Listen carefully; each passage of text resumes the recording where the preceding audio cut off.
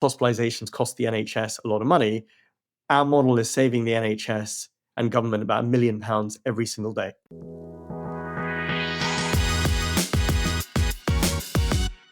Welcome back to 40-Minute Mentor, the podcast on a mission to raise aspirations and inspire the next generation of category-defining founders, all in just 40 minutes. Today, we're joined by Dr Ben Maruthappu, founder and CEO of Cera, the UK's leading health tech and one of the fastest growing startups in Europe. Cera is revolutionising healthcare, using technology and AI to shift care from hospitals to patients' homes, creating a more sustainable model for an ageing population. We've all come across the headlines of increasing pressures on the NHS, especially in hospitals. So with this being front and centre of many of our minds, and me personally having close family and friends that work in the healthcare space, I've been super excited to get Ben on the podcast, given the space he operates in and the incredible entrepreneur that he is. Today, Cera delivers over 2 million home visits per month, the equivalent in capacity to all NHS A&Es nationwide, with £300 million in annualised revenues. The pioneering tech developed by Cera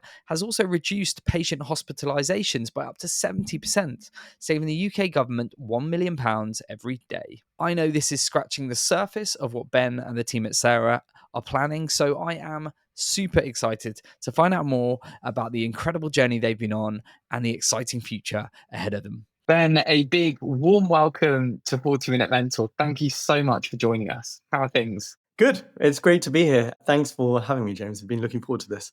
Yeah, me too. You have built an incredible business. You've had a really interesting career, Ben, so I can't wait to dive into that. But we will do what we always like to on the podcast, get you warmed up with some quick fire questions, if you don't mind. So please finish the following sentences after me. Question 1. The moment that defined my career was when? I pivoted from being an NHS doctor to being a health tech entrepreneur. I thought you might say that. Can't wait to hear more about that. But we'll just leave our audience, we'll tease them with that for now. My biggest failure to date is? This is a difficult one. My part answer to this would just be, if I could go back, I probably would have worked in a startup or business before Cera, because there's so many things I could have done differently and could have done better had I worked in a business and startup setting before, because it's completely different to being an NHS doctor. I can tell you more about that, but that would probably be the biggest thing. It isn't necessarily a mistake, so I get that, but it's what I would change. Yeah, thank you for sharing. I'm looking forward to hearing more about how that came to be. A skill I wish I mastered earlier is? The art of building a team. I think that when you are practicing in medicine and you're very used to seeing patients in a one-on-one setting and looking after the person in front of you, but it's quite different to go from that to building a company. Actually, the most important thing is building a team. People with different capabilities, setting the right culture, empowering them, outlining the direction of travel. That is, in my opinion, make or break. And I'd never had to really build a team or hire a team before. So that was definitely a skill that I learned through several ups and downs. I wish I'd mastered that earlier. Yeah, thank you for sharing, being so honest about that. It's such a critical part of success, isn't it? But sometimes you have to have some sort of hard times and some difficult learnings through that experience, which I have done. And I know lots of previous guests have been through that same voyage of discovery. You won't be surprised to know I'm very excited to dig more into that, but I'll hold back my excitement for now while we get on to the other parts of the story. But the final quickfire question, a life lesson I keep coming back to is? Linked to what I just said is that it's all about the people, which again, I'm sure you'll be very passionate about, but I really believe it's all about the people, and we can cover that more. But just having one person leading a department can make a transformational difference, not just for that team, but for the entire company. So every single person you hire and bring on, it's such important, critical decisions, especially when you're starting a company from scratch. So it is all about the people. I couldn't believe that more. So true. Love that answer. Well, we are going to talk all things Cera and your career, but I do like to turn back the clock at the beginning of these interviews just to understand a bit more about your upbringing and sort of how that shaped the person you are and the leader you are today, if you don't mind. Yeah, of course. So I grew up in North London in a family of doctors. So I was always quite close to healthcare and what was going on in the NHS. sadly, my father passed away when I was quite young. I was 12 at the time. And so it was, I think, a positive from that experience was just seeing how different staff in the NHS looked after him, particularly towards the end. And it was an experience that also made me a lot stronger. And I had to support my mother and in turn my older sister during that journey as well. But it was challenging, I think, and that happened relatively young. It was definitely a moment that I think brought me closer to medicine and also made me a bit more disciplined in my focus because I had to grow up a bit faster.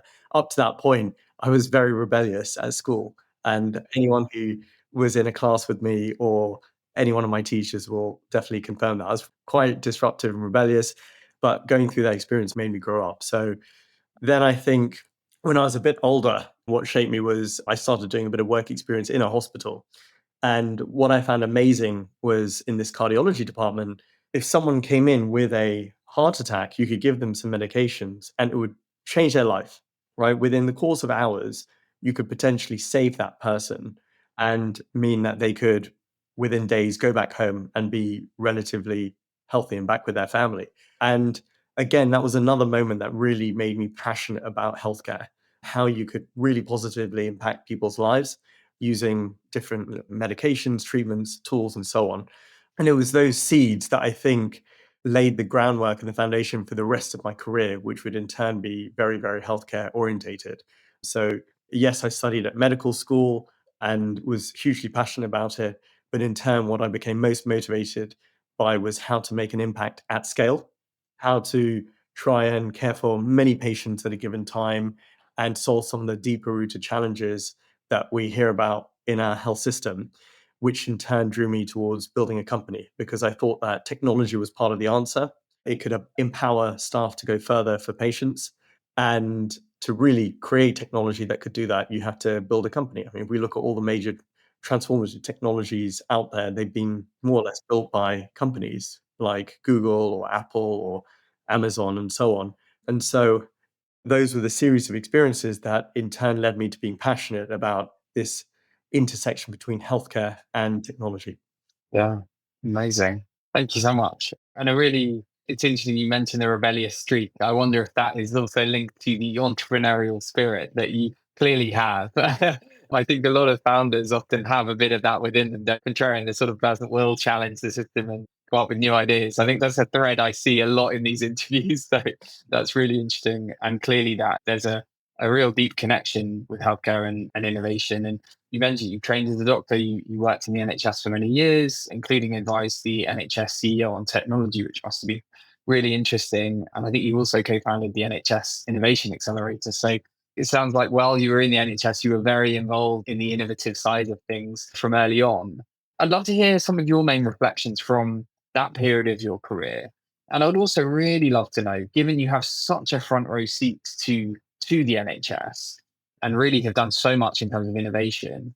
What are the misunderstandings, sort of the most common ones about the NHS when you actually, from a layman's perspective, there's the things that we hear about in the press, but I'd love to hear what do you think are the most biggest misconceptions about it? Yeah, so I mean, I was fortunate to have a more national role in the NHS, looking at how innovation technology could help with it. And my interest there was I saw how so many other parts of our lives were being transformed with technology, being able to hail a cab using an app, get books delivered to our door, search for things online at a click of a button, and get so much information easily. I just thought, why can't some of these technologies and tools help us with what we deliver in healthcare? Because the pressures in healthcare have been increasing for a number of years now, and right now they are record high. Technology can help us do more with less. It just seems like an obvious potential solution for improving whether the NHS is and improving the healthcare that patients receive. So that was some of the ambition behind it.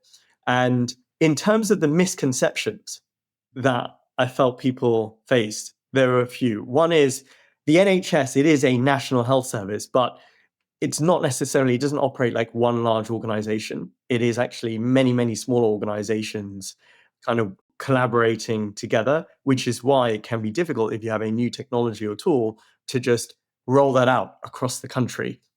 Because actually, you may need to go GP practice by GP practice or NHS hospital by NHS hospital. And that's why it can be slower.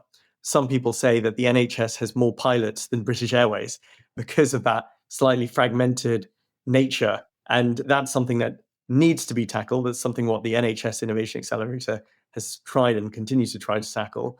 But the NHS, while is one brand, doesn't operate as one large organization. So that's a misconception. I think another one is, while we call it a health service, the way it behaves right now is more like a sickness service.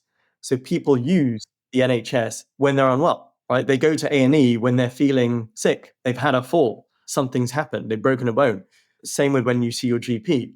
But actually, if we were thinking about how the health service could be set up looking forward, it would be a bigger focus on keeping people healthy and making sure that they can live longer, healthier lives in the community, rather than just focusing on what happens when they end up in hospital. Prevention is better than cure.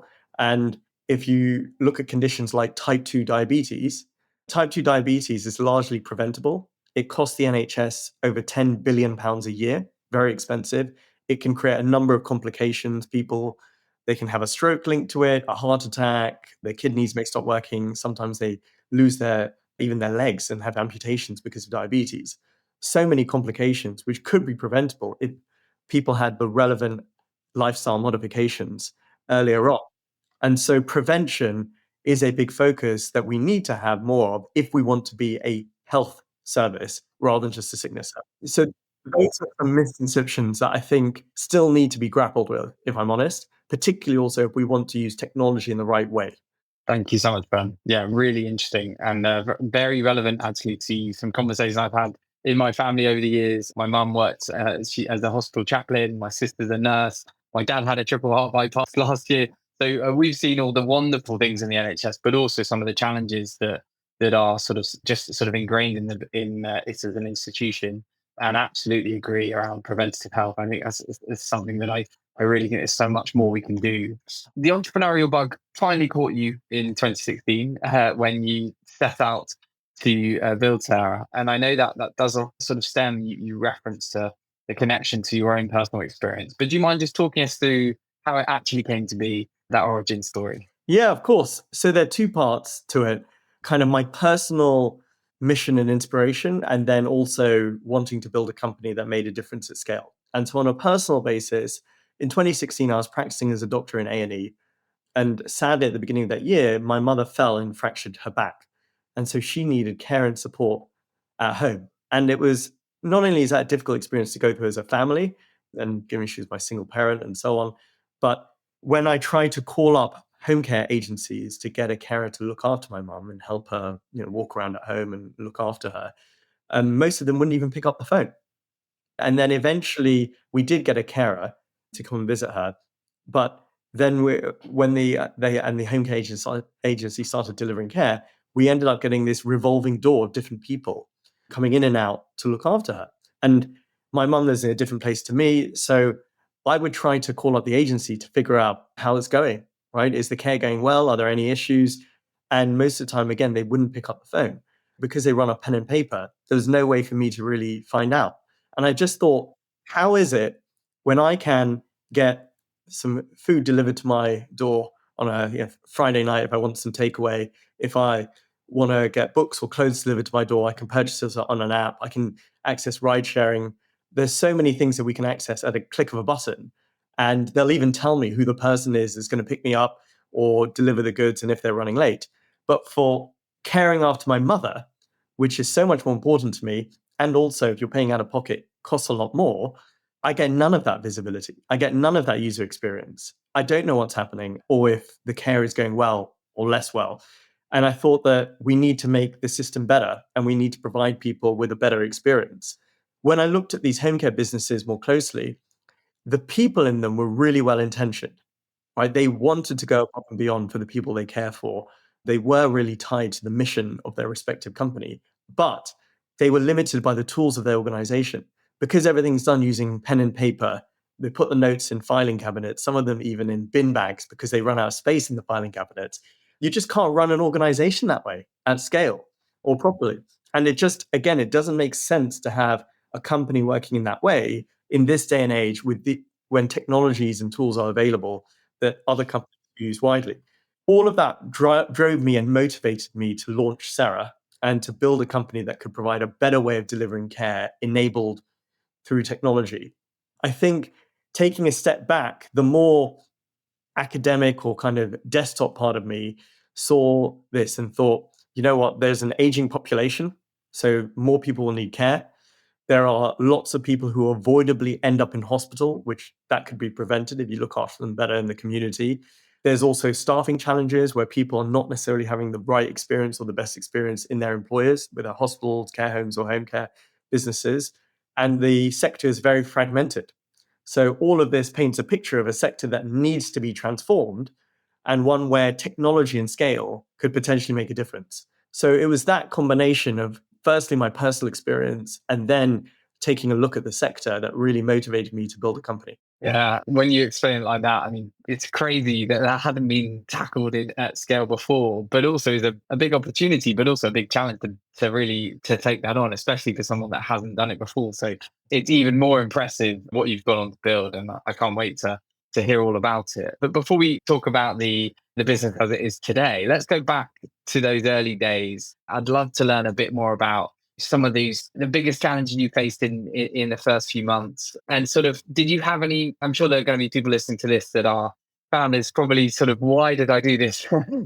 Because of all the problems. So we really want to just be able to relate to them. Any experiences like that you may have felt? Yeah, so I mean, let's take a step back. We wanted to build a business that delivered care to the oldest, most vulnerable people in communities at scale in a regulated environment with lots of staff in a sector that is analog and facing loads of pressures, which you can see in the news probably every week. So it was always going to be a tough journey. And I can assure you, it has been a tough journey. I think in the early days, what was particularly difficult, well, I mean, I just didn't really have the business experience, right? Or the startup experience. And, you know, I'd go to meetings with investors and they'd ask me questions. I wouldn't know the answers, right? I mean, some would ask me what gross margin I thought the company could get to. And back in those days, I didn't even know what gross margin was because I hadn't learned about it. So I would get sometimes laughed at in these meetings. And that created a steep learning curve. So it's not only a tough sector and terrain we're operating in, but there was this huge learning curve of building a company, or well, actually understanding how a company operates and what's important, trying to build a company from scratch, develop technology from scratch, hire and create a team. When you stack all that together, it's a lot.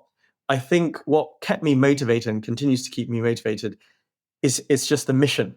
That's why while it was a difficult personal experience I went through with my mother, it was important because that has served as a strong motivation for me as I built Cera. I kind of reflect back on what happened. I also see how we are supporting other people in getting great care at home and what they tell us.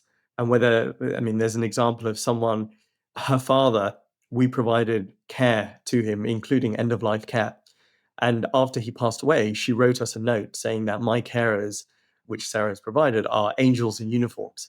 And we're so grateful for the way in which Sarah and its carers cared for my father during his last weeks and days. And it made such a life changing difference. And so when I read things like that and I hear things like that, it motivates me. And so even when there are challenging times and there are late nights, I remember why we're doing what we're doing. And that helps me go the extra mile. Yeah, it's such a powerful validation of the work you're doing and the impact it has on people's lives. You know, that's a sort of that's what you need to hear when you're having a difficult day, I'd imagine. So it would be great to hear in your own words what you have built, who's it for, the impact you've had today. You've already explained a bit of that, but for anyone that hasn't doesn't know the business, you've obviously come a long way. So if you don't mind sharing sort of where the business is at now and what it does, that'd be amazing. Of course, James. So, our ambition at Cera is to take healthcare from hospital to home using technology. So, whatever healthcare you may need, whether it's a carer, a nurse, physiotherapist, doctor, and so on, we can organize for you to get that in your own home as opposed to you going to hospital. And the reason why we're very big on healthcare in the home is because it's more convenient, it's where you live. It can result in better outcomes from a health point of view if we spot health issues early, prevent them from getting worse, and keep people healthy at home. And it's also much more affordable. So our model of delivering care and healthcare in the home is about 10 times cheaper than looking after someone in a hospital. So that is essentially the service. Most of it is delivered on behalf of the NHS or local governments, but some people will pay out of pocket for our service, which is healthcare in the home. We mainly look after older people. Again, going back to the experience I had with my mother, it's trying to support other people in those journeys in organizing care or healthcare for their loved ones. And in terms of where we've got to, so we now have about 10,000 staff at Cera. Over 9,000 of those are frontline people delivering care and healthcare in the home and communities. We provide care to a population of over 30 million people with around 2 million patient home visits every month. So we're definitely the largest of what we do in Europe. To put that into perspective, that many visits and appointments we deliver a month, it's the same in scale as all of the A&Es in the NHS nationally. So that's the capacity that we are supporting and delivering. We're now doing about 300 million pounds of annualized revenues. We've grown almost 150-fold in the past handful of years, and we're the largest health technology company in the UK. I think the last point I'd mention is we've built technology, and in particular AI, that helps us take the data from visits and appointments that our carers and nurses are delivering in the home and use that to predict if people are going to become unwell with a lot of accuracy so we can intervene. That in turn has allowed us to reduce hospitalizations by almost 70%, that's a lot given that the people we care for normally end up in hospital without our technology around 8 times a year. We get that down to more like 3 times a year because of our tools and technology and our model. And this in turn, because hospitalizations cost the NHS a lot of money, our model is saving the NHS and government about £1 million every single day. So that's a snapshot of where we got to.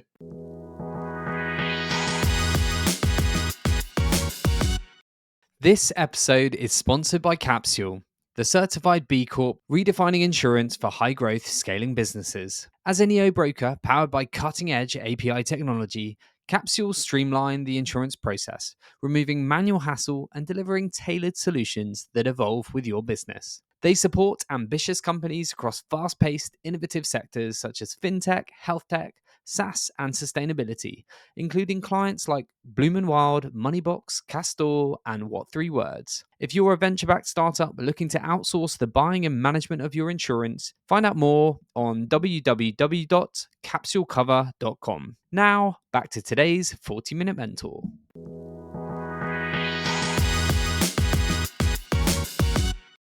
I guess AI is a real buzzword now. I mean, everybody, it's really, changing everything. But you've been a real pioneer and early adopter of AI, and you referenced just the incredible impact that is having on so many lives. So, huge kudos for leading the charge on that. I'd be interested to know sort of, was there a light bulb moment around this that you realized that that was the direction of travel? How did you approach being a sort of early adopter? And I'd also love to know what other opportunities you see there being in the healthcare space for AI. So this also stems back to an experience I had before Cera when I was practicing as a doctor. And it was a difficult experience, but one that motivated me to try and use data in smart ways. And when I was practicing in A&E, there used to be this gentleman who would come in and out to visit us every few weeks with a urine infection. And then when he came in, we'd have to give him antibiotics, treat him, and then he'd go back home. And he would receive care at home as well. One time he came to visit us when his infection had spread more than previously was the case. And so it was a bit later in the onset of the infection. And we gave him fluids, we gave him really strong antibiotics, IV, but he passed away because the infection had spread and it was just, we couldn't treat him. And so that was really sad. And it's particularly sad because it's preventable, right? If infection was caught earlier and he got antibiotics at home, right, he could still potentially be alive today. And that got me thinking, for a carer or someone who's in the home, how can we equip them to deliver better care and to spot health issues early? Because they will be seeing someone, and let's say they see a patient and that person's a bit drowsy and they've got dementia, so they won't necessarily speak very clearly. Drowsiness could indicate they're tired and need a nap, but actually it's a very common presentation of an infection, which a carer may or may not spot. And only they'll notice that someone is unwell a few days later when it's gone really bad. And by that point, an ambulance needs to be called, similar to what happened with that person that I saw in A&E. And so I really thought that if we take some of the information that carers are seeing and via our app, log it and apply algorithms, we potentially can spot patterns. We can spot telltale signs that someone is going to become unwell before they do, and then intervene. And so that was the kind of that was the theory. That was what we thought could be possible. And I actually, where I got this from was, I mean, if you use an app to manage your bank account, right? I don't know, Monzo, Revolut, whatever it might be. Sometimes if there's a transaction that happens, which may be in another country, right? If you're in, let's say, the UK and something pops up and it's happened in Thailand, you'll get a notification in your app saying, was this you? And the way the app spots that is they've got algorithms that are constantly looking for unusual signs and patterns that suggest a transaction isn't necessarily something you did. And in this case, oh, James bought some clothes in Thailand, but he's based in the UK. Maybe it's not him. Let's flag it to him. And I thought, well, we can apply similar types of tools and data algorithms to healthcare and to the visits we're doing. We can spot these issues really early, flag them to the person receiving care and to our teams, and then do something about it. And so then we started, when we got enough scale and enough data, applying AI algorithms. And this is still a few years ago. So before AI became really mainstream, we started applying AI algorithms to our data. And we quite quickly found that we could predict 80% of hospitalizations a week before they happen. And that's perfect because if you know a week in advance, someone's going to end up in hospital because of a urine infection, or they're going to have a fall, or their issues with their medications, you can do something, right? You can contact their GP, you can contact their pharmacist, you can get a nurse to visit them, and you can deal with it. And that's why, because we can spot these issues a week in advance and do something about it, hospitalizations get reduced so much through our model and our technology. And so that was the motivation behind trying to use data and AI in the business. And since then, because we had quite a bit of success with that use case, we've applied it in many other ways. So to predict and prevent falls, to optimize the scheduling of our staff so they see more patients in a given day. We use AI to even spot if some of our staff may want to leave, because staff turnover is a challenge in this industry. And we've got a lot of scale, and we want to be able to see how our staff are doing beyond just them talking to their line managers. And so just by having an algorithm around that, we've been able to improve retention by about 25%. And so we're using AI in lots of different ways in the business because we think it allows us to provide much better quality care, but also be a more efficient, scalable company. I absolutely love that. And I know there's a lot of fear around the impact of AI. This is such a tangible example of AI for good, and where it's making real impact in lots of different ways, commercial ways and real, like, actual saving lives. And yeah, just absolutely brilliant. So I'm so glad we've been able to talk about that and share some real live examples of the impact it's having. I guess on the flip side of innovation and AI and software, you also invest a lot in attracting people as a career and really helping them to build out that career as a long-term option. So do you mind sharing a bit more about the work you're doing there and why you see sort of care as a really good career choice, which perhaps maybe hasn't always been the perception? As you mentioned, there's been a lot of attrition in that industry. So I'd love just to hear your thoughts as somebody that knows it probably better than anyone else.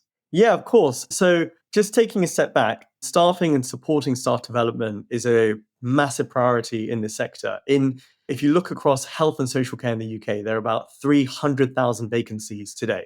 Vacancies. And so trying to build a health system and deliver care at scale when you have so many vacancies is really tough. And so we knew quite early on that we needed to think about how to tackle this.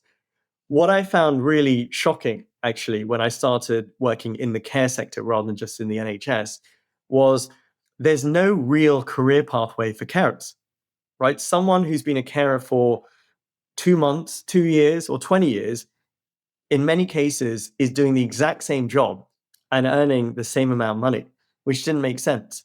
You want to, as with in most sectors, have a career that you can build over time, develop more skills, get more satisfaction from the role that you're doing, rather than necessarily doing the same thing day in, day out for years, if not decades.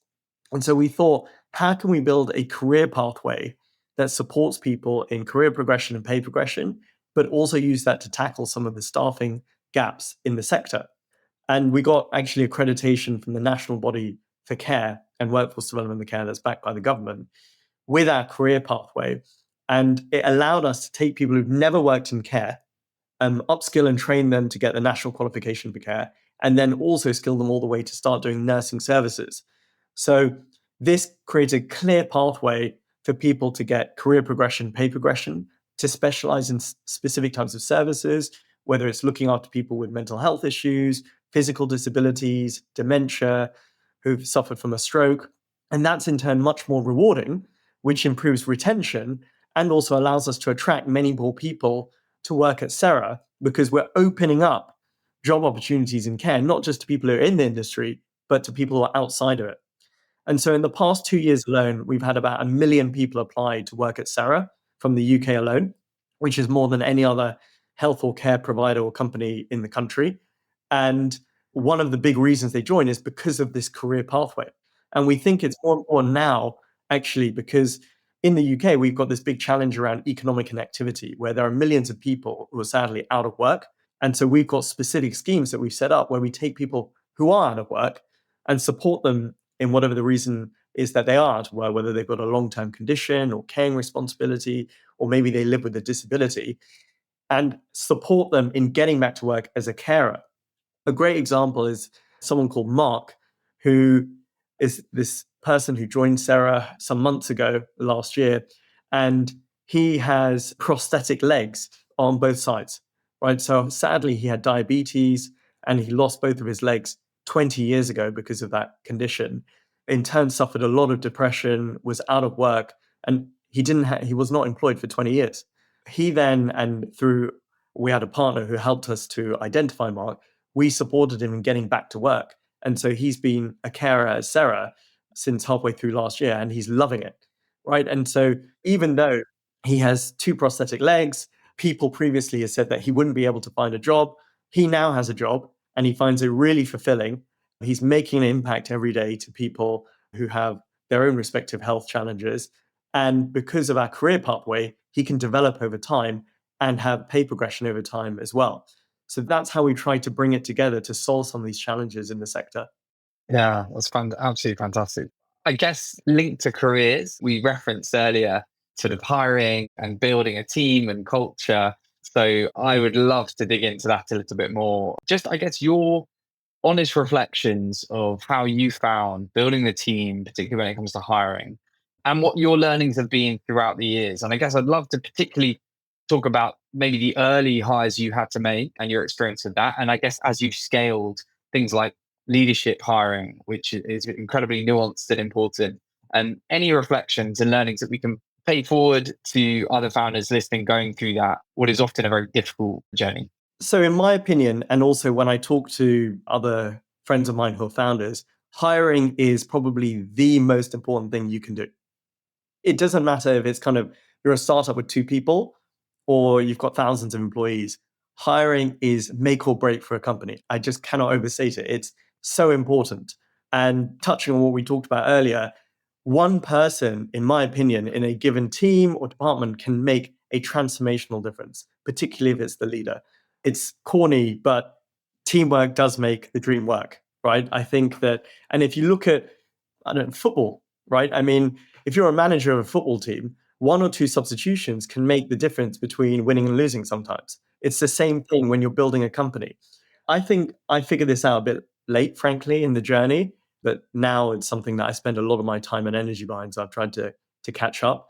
I think it's always important, but what you emphasize evolves over time in the company. So in the early stages, you really need people with a lot of get up and go, really strong work ethic, probably more generalist in skills. And then as you scale, people with more specialisms for the different areas and domains of the company. At Cera, we've got leaders who span everything from business development and marketing to regulatory compliance, operations, data science, technology, product, finance, M&A, the whole suite. And so it becomes more about how do I get people who are really good at those roles, who can take the company to the next level in those areas, and also will gel well with this team of people from different disciplines. That's also part of the leadership challenge when it comes to hiring, I think, because as a founder, you may be really good at the early stage when there are 5 of you or 10 or 20, but it becomes you've got to adapt when you have the next phase of growth and size. so that you are still leading this team, building the culture, and allowing them to gel well so that you can execute and deliver against your plans.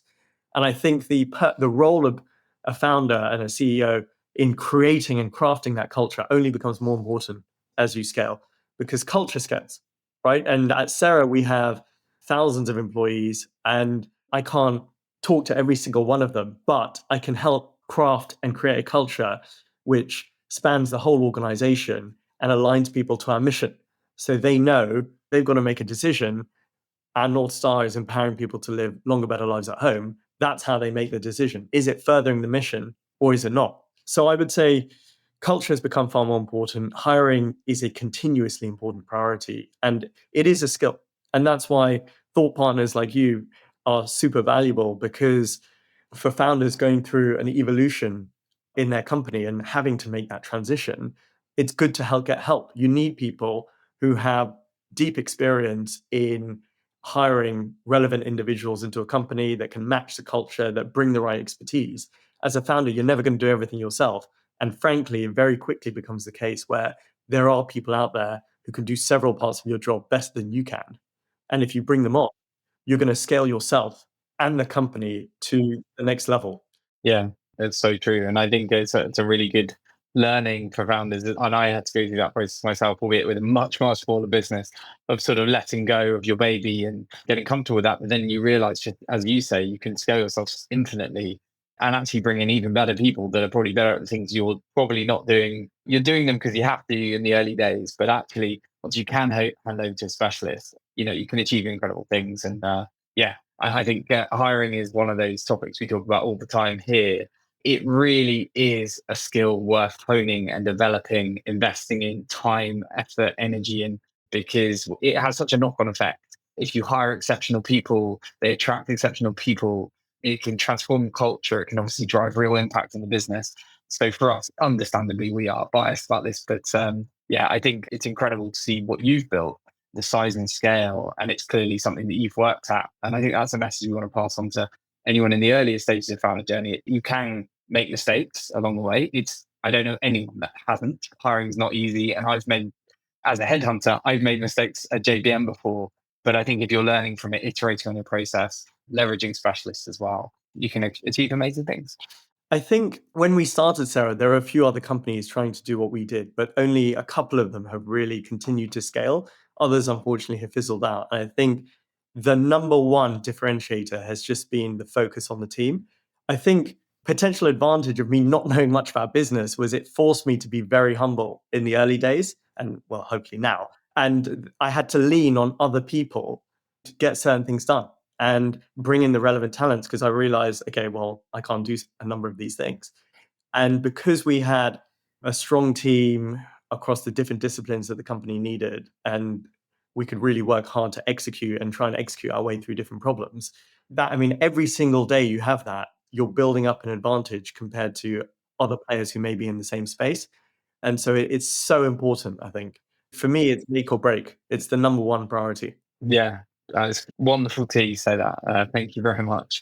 I guess there are going to be people listening to this that are very excited by the impact, the innovation in the business, the focus on people, the scale of impact. So for anyone that's listening to this that wants to join Sarah, can you tell us a bit more about what you look for in a sort of typical hire when it comes to characteristics and values?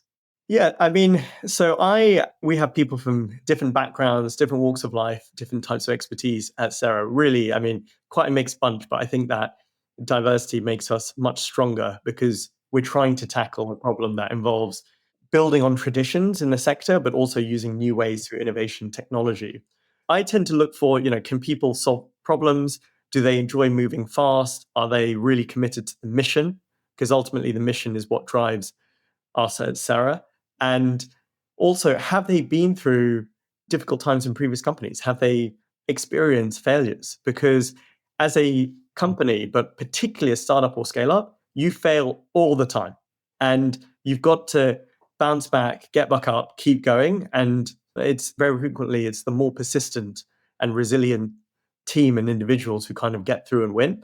So looking for that. And people have had a previous role in a startup that didn't work out. Maybe it went bust. I quite like seeing that because I know they would have been through tough times and they would have had a bunch of learnings from that, which they can apply to Cera. And they're going to be really resilient and they'll probably be more persistent when it comes to solving tough problems. So those are some of the key attributes that I look for. But yeah, we're open to people from all sorts of backgrounds. And we've got lots of roles that we hire for, whether it's data science, all the way through to finance, all the way through to people, who join our frontline and deliver care. Amazing. Thank you very much. You've achieved so much. You've built this significant business, over 300 million in ARR. You've won personal awards, an MBE, things I'm sure you're incredibly proud of. So I would love to hear from all of that success. What are you most proud of? And I'm sure it doesn't stop now. So I'd also love to know, what do you see the future holding for yourself and the business over the next 10 years? If I had to pick a single moment in the journey so far, it would be when we first launched our tool that predicts and prevents hospitalizations and health issues. And on that same day, there was someone who had early symptoms of an infection. It got spotted, antibiotics got picked up at the pharmacy, and that person was starting that treatment on that day, and they got better. Seeing it in action, that going from having this idea, the experiences that I mentioned in A&E where someone unfortunately didn't get treatment for their infection on time, to building a tool that made a life-changing difference the day we released it. I was really happy and proud of that moment and also of our team, because it took a lot of joint working to make that all happen, right? It takes our operational teams with our quality regulatory compliance teams, with our data science and technology teams all collaborating together to be able to get that pathway up and running and working. And so that was a particularly proud moment. And since then, knowing that we are able to reduce hospitalization significantly and save the NHS and government a lot of money every single day, taking pressures off other A&E doctors who are working out there, that is hugely motivating for me, but also something I'm particularly proud of. And you asked about looking ahead. I think that we are focused on, firstly, expanding and scaling to other areas. So there are still a number of parts of the UK that we could be present in, we want to grow into. We've also expanded to Germany, so we want to grow more there. That's a key priority. The other is expanding into other services in the home. So we started with carers because carers visit people on a regular basis and it allows us to build that relationship, that rapport with the patient. We've then expanded to other services like nursing, physiotherapy, looking after people with learning and physical disabilities. But we really want to become a kind of one-stop shop, a holistic provider of healthcare in the home. So you get whatever you need, not just for older people, but regardless of what demographic you might be in. So that's the second area we're really trying to focus on. And the third is how we use our data in smarter ways. So yes, it's AI tools, but actually licensing them to other companies so they can benefit from some of the products that we built. Also with using our data to support life science and pharma companies actually develop better medications, because we've got all this unique data on how people are aging in the home, what medications they're taking, what medications are working, and in turn, what the side effects are. We can use that working with pharma to develop even better medications going forward. So those are the three or so areas that we're really trying to focus on looking ahead. Wow, a lot to look forward to. Very exciting times ahead, no doubt. Ben, I've loved this chat. I mean, there's so much more we could discuss, but we're sadly getting to an end. We've got two final wrap up questions for you. You are on 40-Minute Mentor, so it would be rude not to ask. If you could be mentored by anyone, dead or alive, who would it be and why? I've thought about this, and I mean, it would probably be my father actually, because he passed away when I was quite young, and yeah, it just would be nice to hear his views and get his advice and guidance. I mean, my mum's done a phenomenal job, but it would be nice to have him as a mentor. Yeah, phenomenal answer. Thank you so much for sharing that. And finally, would love to hear a final piece of career or life advice you'd like to leave our listeners with today. I think it would be, if you're out there wanting to build a company or growing a company at the moment, try and make it mission focused. I think solve a problem that really means a lot to you personally and that potentially can benefit society in a broader way at scale. That makes the late nights at work, the challenges, the ups and downs so much easier to weather. It makes it easier to build a team and to unify them. It gives you a North Star to work towards. So I really think focusing on a mission orientated company is really important. And if you haven't built a company and you're thinking about it, take the leap. Build one that you think can change people's lives. And even for some reason it doesn't work out, you still would have made a positive difference. And that's a great thing. Absolutely inspiring, brilliant place to end it, Ben. I wholeheartedly agree. I think it's and I really hope that that message lands with anyone listening that's got an idea and a mission that they're particularly passionate about, and to go out and build something really meaningful. Huge congratulations on everything you've built and the impact you continue to have in the broader ecosystem and society at large. It's really amazing. We've heard more about your story, and wish you nothing but success for the years ahead. It sounds like it's, you've only just got started. So thanks again for joining us on the podcast. Thanks, James. Great to be here. Thank you. Thank you so much.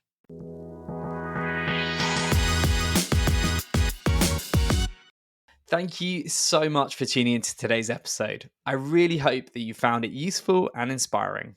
If we have left any questions unanswered, or if you have any feedback or guest recommendations for future series, then please make sure you get in touch on info@jbmc.co.uk. I often get asked by listeners how you can help us spread the word about 40 Minute Mentor. There are two simple ways you can help.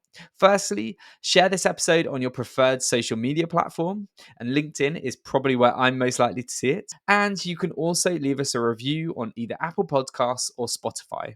Every share on social media and review left on the podcast platforms really helps us to get 40 Minute Mentor in front of new audiences and share the power of mentorship even further. Thank you so much for your ongoing support, and I look forward to seeing you again next Wednesday for even more pocket-sized mentorship.